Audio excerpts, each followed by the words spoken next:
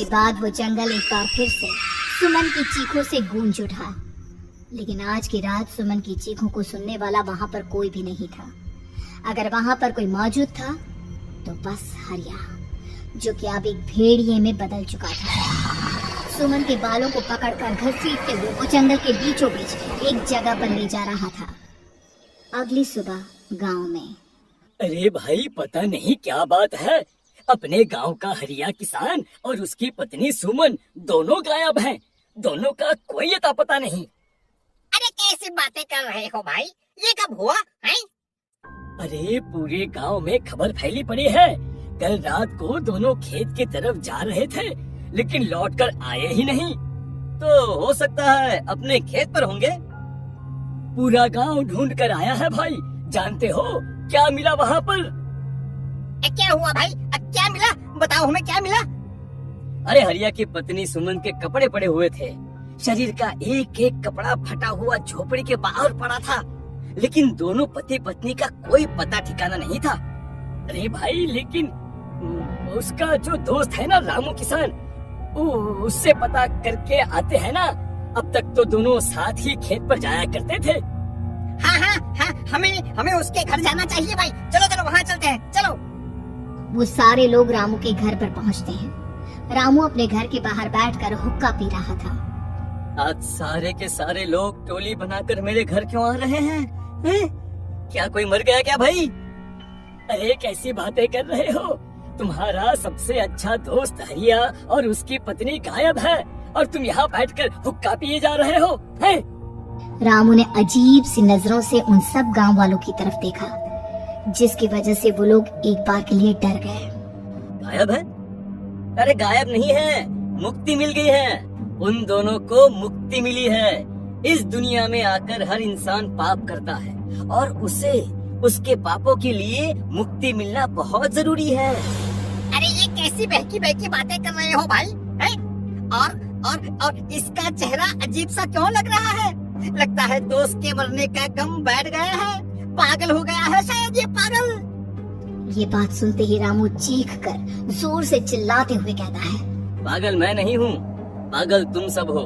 और ये शैतानी जंगल अब तुम में से किसी को नहीं छोड़ने वाला, सबको खा जाएगा। याद रखना मेरी बात। शैतानी जंगल? कैसा शैतानी जंगल?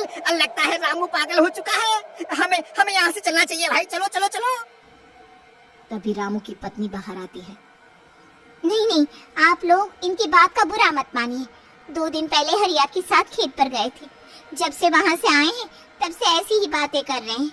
भगवान जाने ऐसा क्या देख लिया उन्होंने, खेत में कुछ भी बड़बड़ाते रहते हैं। लेकिन गांव के लोगों ने कमला की कोई बात नहीं सुनी और वो सब वहाँ से चले गए। रात अब धीरे धीरे ढलने लगी थी। तभी अचानक किसी ने धीमी सी आवाज में रामू को पुकारा। रामू, आ जाओ, मैं तुम्हारा इंतजार कर रहा हूँ। और सुनो, अपनी पत्नी को साथ लेकर आना, नहीं तो काम अधूरा रह जाएगा। ये आवाज सुनते ही रामू के चेहरे पर शैतानी मुस्कुराहट आ जाती है।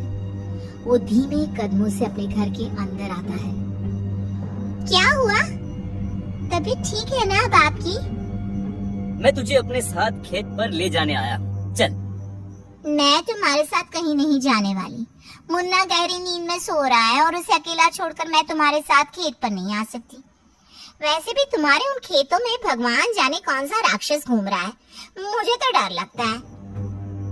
रामू गुस्से में दांत पीसता अपनी झोपड़ी से बाहर आ जाता है और कमला गहरी नींद में अपने बच्चे के साथ सो जाती है।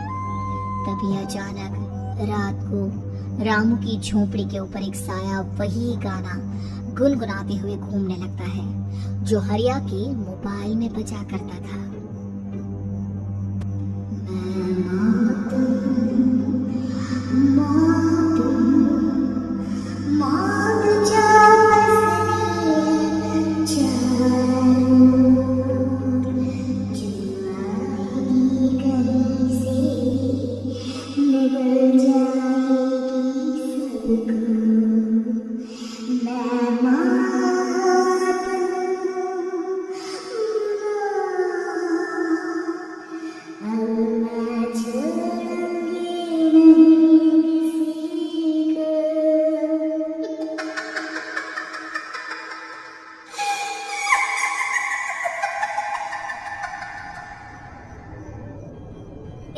आवाज सुनकर रामू की पत्नी कमला की आंख खुलती है और वो देखती है कि उसका मुन्ना अपनी जगह से गायब था।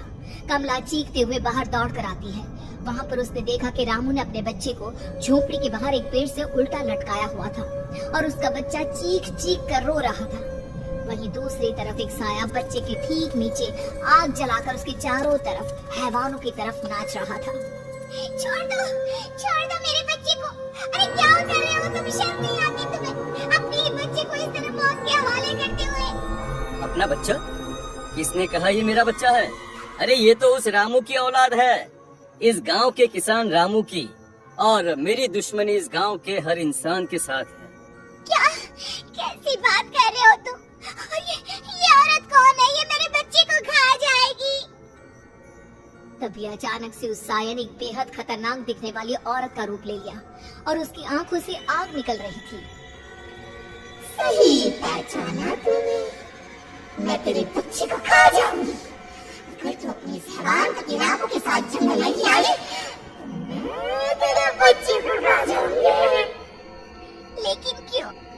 आखिर क्या चाहते हो तुम मुझसे? मुझे जंगल क्यों ले जाना चाहती हो? औरत बुरी तरह से ठहाके मार मार कर जोर जोर से हंसने लगी और साथ में रामू भी। ये तो तुझे वहाँ चलने के बाद ही पता चलेगा ना। अगर तू नहीं आई तो थोड़ी देर में तेरा ये बच्चा आग में जलकर मर जाएगा। चल जल्दी। नहीं, मेरे बच्चे को छोड़ दो। तुम जहाँ कहोगे मैं तुम्हारे साथ चलने के लिए तैयार हूँ। और उसके बाद उस बच्चे को झोपड़ी में लिटाकर आगे आगे वो साया चल रहा था और उसके पीछे पीछे रामू अपनी पत्नी के बाल पकड़कर उसे घसीटते हुए जंगल की तरफ ले गया। जंगल में जाने के बाद कितनी खूबसूरत हो तुम। आज की रात बस तुम और मैं एक दूसरे के साथ रहेंगे। मुझे तुमसे बहुत डर लग रहा है। तुम्हें क्या हो गया है? तुम तो बिल्कुल ठीक थे। वो होगा जो हमारे बीच होना चाहिए। तो आओ अपने आप को मेरे हवाले कर दो।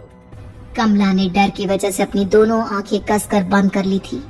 रामू ने बुरी तरह से चीख कर कमला से कहा, आंखें खोलो अपनी और मेरी तरफ देखो। कमला ने जैसे ही अपनी आंखें खोली उसने देखा कि रामू एक खतरनाक कोई हैवान में बदल चुका था। कौन हो तुम? जाने दो मुझे। क्या चाहते हो मुझसे? वही जो एक आदमी एक औरत से चाहता है। मैं तुम्हारा पति रामू नहीं, बल्कि इस जंगल का एक भेड़िया हूँ, और आज की रात तुम्हारे खून से अपनी प्यास बुझा जाऊं। और उसके बाद वो जंगल कमला की दर्दनाक चीखों से गूंज उठा। अगली सुबह कमला के कपड़े भी जंगल में उसी तरह पाए गए जैसे कि सुमन के पाए गए थे। इस घटना के बाद पूरे गांव में दहशत का माहौल था। अपने माँ बाप की मौत और गांव में हो रहे इस तरह की घटनाओं की खबर सुनकर किशन शहर से गांव लौट आया था। अपने माँ बाप की बेदर्द मौत की वजह से वो बहुत परेशान था। तभी अचानक उसे अपने घर में खाट के नीचे पड़ा हुआ वो मोबाइल फोन मिला जो उसने अपने पापा हरिया को गिफ्ट किया था। अरे कितने प्यार से पापा के लिए मोबाइल फोन लेकर आया था। इसे एक दिन भी काम में नहीं ले पाए। और आखिर कौन है जो गांव में इस तरह की हत्याएं कर रहा है? क्या है इन सब के पीछे? क्या है? मुझे पता करना ही होगा, वरना एक दिन पूरा का पूरा गांव खाली हो जाएगा। इस गांव में एक भी जिंदा इंसान नहीं बचेगा। गांव के लोगों की मदद करने के इरादे से किशन अपने गांव से दूर एक दूसरे गांव में बहुत बड़े तांत्रिक के पास मिलने के लिए गया। तांत्रिक बाबा, अब आप ही कुछ उपाय बता सकते हैं। भगवान जाने हमारे गांव को किसकी नजर लग गई है। नजर नहीं लगी है, किसी ने तुम्हारे गांव को बद्दुआ दी है। किसी सताई हुई आत्मा का प्रकोप है, और अब वो पूरे गांव में किसी को नहीं छोड़ेगी जब तक उसकी आत्मा को शांति नहीं मिल जाती। अरे लेकिन ऐसा कौन है बाबा? किसकी आत्मा है और कैसे मिलेगी उसे शांति? मौत है, मौत कहीं से भी आएगी और सबको निगल जाएगी। इससे बचने का सिर्फ एक ही उपाय है, लेकिन उस उपाय को करना आसान नहीं होगा। जो भी उस उपाय को करने की कोशिश करेगा उसकी जान जा सकती है। भले ही मेरी जान चली जाए, लेकिन मैं अपने गांव के लोगों की जान बचाने की पूरी कोशिश करूंगा बाबा। तो ठीक है फिर, अगली अमावस की रात जैसा मैं कहता हूँ वैसा ही करना। अमावस की रात तांत्रिक के बताए अनुसार किशन अपने साथ केरोसिन लेकर जंगल की तरफ चल पड़ा। उसके हाथ में देवी के मंदिर का सिंदूर भी था। किशन जंगल के बीचों बीच पहुंचा। ये देखकर उसकी आंखें फटी की फटी रह गई। वहाँ एक उबलते पानी का तालाब था और कई लोगों की लाश लटक रही थी। किशन के माँ बाप की लाश भी वहीं थी। माँ, बापू, क्या हो गया? ये क्या हो गया? तभी वहाँ पर एक औरत और आदमी आते हैं। उन्हें देखकर किशन चौंक जाता है। गोपाल काका, आपकी तो 5 साल पहले मौत हो गई थी। और निर्मला काकी, आप? मौत तो हो गई थी, लेकिन तुम ये नहीं जानते कि हमारी मौत कैसे हुई थी। क्या कहना चाहते हैं आप? कुछ नहीं, बस ये जान लो कि अब इस गांव में कोई जिंदा नहीं बचेगा। लेकिन क्यों काकी? क्योंकि 5 साल पहले इन गांव वालों ने मुझे डायन बताकर पत्थर मार मार के मार डाला। मेरी कोई गलती नहीं थी। गांव का एक बच्चा क्या लापता हुआ, सारा इल्जाम मेरी पत्नी पे डाल दिया।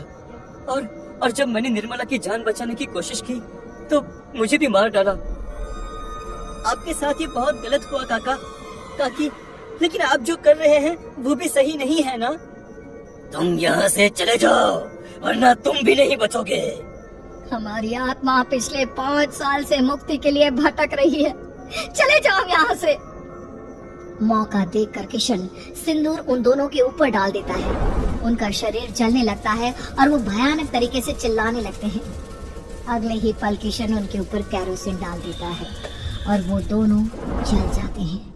किशन अपने माँ बाप और दूसरी लाशों का अंतिम संस्कार करवाता है और अपने घर लौट आता है। लेकिन वो अभी भी इस बात से अनजान है कि मोबाइल अभी भी बज रहा था। मैं